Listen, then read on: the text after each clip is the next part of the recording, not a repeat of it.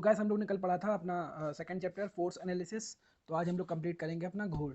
ठीक है, चलिए घूर्ण स्टार्ट करते हैं हम लोग अपने। तो पहला क्वेश्चन हम लोग पढ़ेंगे कि एक 16 न्यूटन बल द्वारा 64 न्यूटन मीटर आघूर्ण उत्पन्न होता है। ठीक है, आघूर्ण आर्म कितना होगा? तो सबसे पहले मैं बता दूं कि बल आघूर्ण का फॉर्मूला अपना होता है बल गुणे आघूर्ण आर्म, मतलब कि कितने टाइम वो एक आर्म एक साइकिल चल रहा है। ठीक है, तो बल आघूर्ण की इसने क्या दे रखा है, टी की वैल्यू दे रखी है, कितनी है 64 न्यूटन मीटर होता है इसका यूनिट। ठीक है, तो हमारा फोर्स कितना था, फोर्स हमारा जो बल होता है वो एफ कितना दिया हुआ है, वो हमारा दिया है 16 न्यूटन। ठीक है, उसके बाद में हमारा बल आघूर्ण दिया गया है, मतलब ये हमारा बल आघूर्ण को हम लोग टी से डिनोट करते हैं। इसकी वैल्यू दी गई है 64 न्यूटन मीटर। क्लियर है ना, एन इंटू एम होता है, ये आपस में मल्टीप्लाई होता है। ठीक है, तो इसका हम लोग फॉर्मूला जानते हैं, बहुत ही आप लोग को पता होना चाहिए। बल आघूर्ण मतलब T इज इक्वल टू बल गुणे आघूर्ण आर्म। ठीक है, क्लियर है। तो अभी हमने हमें इसमें पूछ क्या रहा है, हमें बताना है इसमें कि आघूर्ण आर्म, मतलब ये जो आघूर्ण आर्म है ये कितना होगा। ठीक है, is equal to question mark. अब हम लोग को फॉर्मूला पता है कि बल आघूर्ण क्या होता है। ठीक है, तो अब हम टी की वैल्यू पता है, हमारी टी की वैल्यू कितनी है 64, इज इक्वल टू बल की वैल्यू हमें दे रखा है 16 न्यूटन। ठीक है, इनटू है हमारा आघूर्ण आर्म। आघूर्ण आर्म हमें क्या करना है, कोई पता करना है। ठीक है, इसको हम लोग ऐसे ही रख लेंगे, आघूर्ण आर्म। ठीक है, तो 16 को ये मल्टीप्लाई में है तो ये क्या जाएगा, उसके डिवाइड में चला जाएगा, तो आघूर्ण आर्म हम इधर ही रखेंगे, इज इक्वल टू 64/16। ठीक है, तो 16 के टेबल में 64 आता है, कितने टाइम्स में आता है, 4 टाइम्स में। ठीक है, और आघूर्ण आर्म की जो यूनिट होती है वो होती है मीटर। ठीक है, ये यूनिट आपको जरूर लिखनी है, किसी भी क्वेश्चन को अगर हम सॉल्व करेंगे तो उसकी यूनिट उसके साथ में लिखना बहुत जरूरी है। अगर उसकी यूनिट नहीं लिखेंगे तो वो हमारा आंसर गलत हो जाएगा। ठीक है, इस बात को क्लियर रखना है कि उसकी किसी भी चीज़ को अगर हम सॉल्व कर रहे हैं, प्रूव कर रहे हैं, तो उसकी यूनिट हमें जरूर लिखनी है। ठीक है, तो ये 4 आया है और इसकी यूनिट मैंने क्या बोली, मीटर होती है। क्लियर है, ये क्वेश्चन हो गया, चलिए आगे बढ़ते हैं। अगला क्वेश्चन है हमारा, वेरिग्नॉन का प्रमेय निम्नलिखित में संबंधित है। वो किसका सिद्धांत होता है, आघूर्ण का सिद्धांत, संवेग का सिद्धांत, बल का सिद्धांत एवं जड़त्व सिद्धांत। तो उसको हम पहले समझेंगे कि आघूर्ण वेरिग्नॉन प्रमेय होता क्या है। तो वेरिग्नॉन प्रमेय किन्हीं दो समतलीय बलों, मतलब जो किन्हीं एक समतल पे दो समतलीय बलों को उनके समतल में स्थित एक बिंदु के सापेक्ष, मतलब स्थित एक बिंदु के सापेक्ष आघूर्णों का बीजगणितीय योग उसी बिंदु के सापेक्ष उनके परिणामी के आघूर्ण के बराबर होता है। ठीक है, आपको वेरिग्नॉन प्रमेय इसको बहुत ध्यान से रखना है, ये अक्सर कई बार आता है। देखिए उत्तराखंड जेई में ये पेपर आ चुका है और 2 बार ये पेपर आया है। ठीक है, उसके बाद में है आघूर्ण की इकाई। तो आघूर्ण की इकाई क्या होती है, चलो इसको पढ़ लेते हैं हम लोग एक बार। किसी बिंदु पर लगने वाले बल तथा बल की क्रिया रेखा के लंबवत दूरी। ठीक है, मतलब किसी बिंदु पर लगने वाले बल, ये बिंदु है, इस पर लगने वाला बल। ठीक है, बल तथा इस की क्रिया रेखा के लंबवत, इसी की क्रिया रेखा के लंबवत दूरी के गुणनफल, मतलब इन दोनों का आपस में एफ इंटू डी हो जाएगा, के गुणनफल को क्या बोलते हैं, बलाघूर्ण कहते हैं। और इसकी इकाई देखिए मैंने अभी आपको बताया था, इसकी इकाई क्या होती है, इसकी इकाई न्यूटन मीटर होती है। क्लियर है, अभी मैंने आपको एक क्वेश्चन में बताया था कि बलाघूर्ण दिया गया था, इसकी इकाई देखिए यूनिट दिया गया न्यूटन मीटर। तो आपको यूनिट का ध्यान जरूर रखना है। ठीक है, तो जो इसकी यूनिट है काफ़ी छोटी है, इसलिए मैं अपना मूवमेंट के साथ में अपना कपल भी साथ में लेकर चलूंगा, मतलब बल युग्म। ठीक है, चलो थोड़ा सा इसको एक बार रिवाइज कर लेते हैं।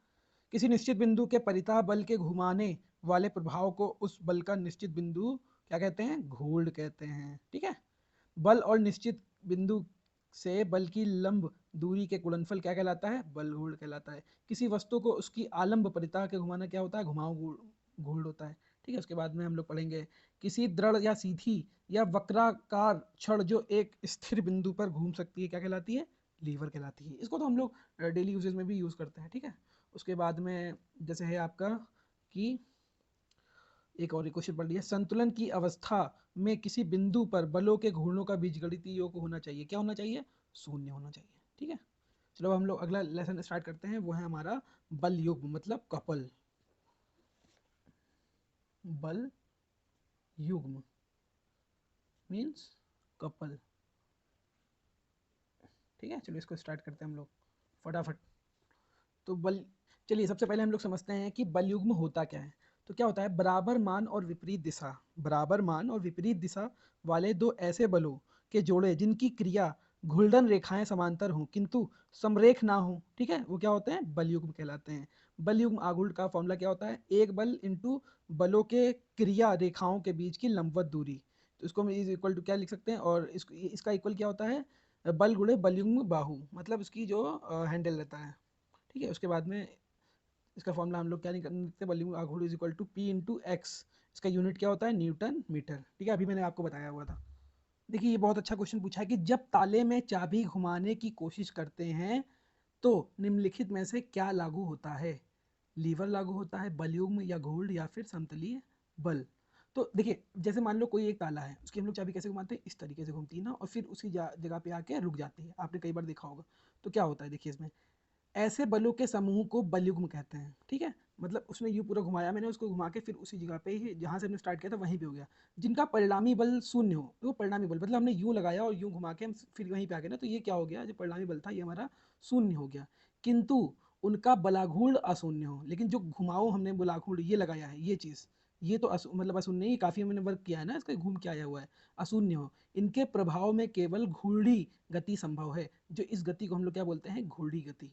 और स्थान परिवर्तन मतलब ट्रांसलेशन नहीं होता, अर्थात किसी पिंड पर बलयुग्म लगा हो तो द्रव्यमान केंद्र का रेखीय त्वरण नहीं होता है, ठीक है। सेम वही फॉर्मूला हमारा लगेगा यहाँ पे, पी इंटू एक्स, और उसकी यूनिट क्या थी, न्यूटन मीटर, ठीक है। उसके बाद में एक और लास्ट क्वेश्चन बचा है, हम देख लेते हैं इसको, कि ताले में चाबी का घुमाया जाने का उदाहरण है, अभी मैंने बताया आपको ताले में चाबी का घुमाया जाना बलयुग्म का उदाहरण है, ठीक है।